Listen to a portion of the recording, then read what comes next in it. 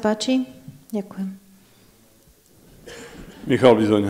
Nech sa páči. Pani Hneková, nadobudol som dnes dojem, že páni poslanci a pani poslankyne sú vaši zamestnanci, v tom lepšom prípade, respektíve podriadení. To, čo som dnes videl, vaše obhajoby, ako ste k poslancom pristupovala, si myslím, že je nehodné poslancov, ktorí dostali mandát na výkon priamej moci od ľudí. Myslím si, že je to nehodné.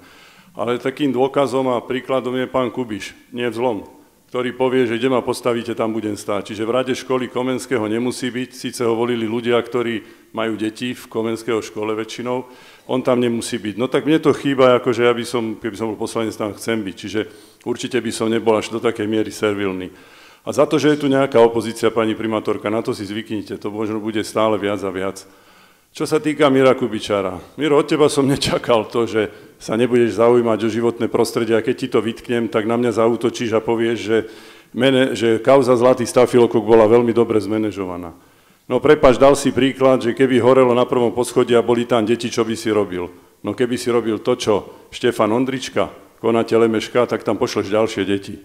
Ty nemáš právo povedať, či to bolo dobré alebo zle zmanéžované, pretože hygiena, jasne pracovníčka povedala pánovi Ondričkovi v ten deň okamžite zavrieť.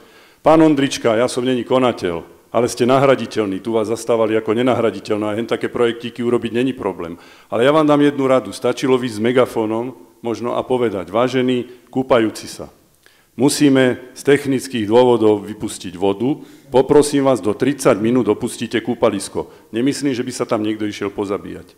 A takisto ty, Miro, keď si povedal, že čo by si robil, no to je teda výstraha možno pre Trenčanský samosprávny kraj, aby hľadal nového riaditeľa, keď nevie, že mu horí na prvom poschodí a má tam deti, čo má robiť.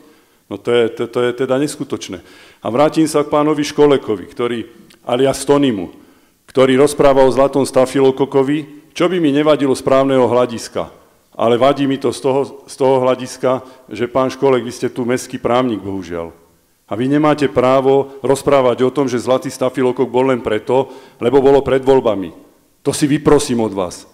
To si fakt vyprosím. Moja dcerka, vy sa smejete, vy ste skutočne teda neľudský človek, si myslím. Ako sa smeje.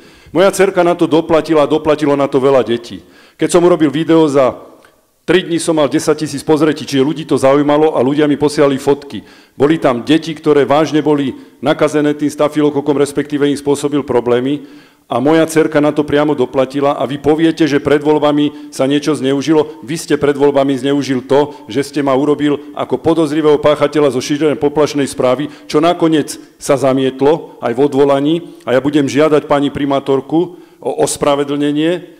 Aj vás budem žiadať o ospravedlenie a budem sa súdiť s vami o nemajetkovú újmu, lebo vy ste mi mimoriadne poškodili pred voľbami do župy tým, že ste zverejnili článok v novinách, ktoré vám patria a ktorí idú do 8 000 domácností. Tu ste naozaj prekročili všetky čiary a všetky limity. A poprosím vás naozaj, nezapájte sa tu do politickej debaty, nemáte na to právo.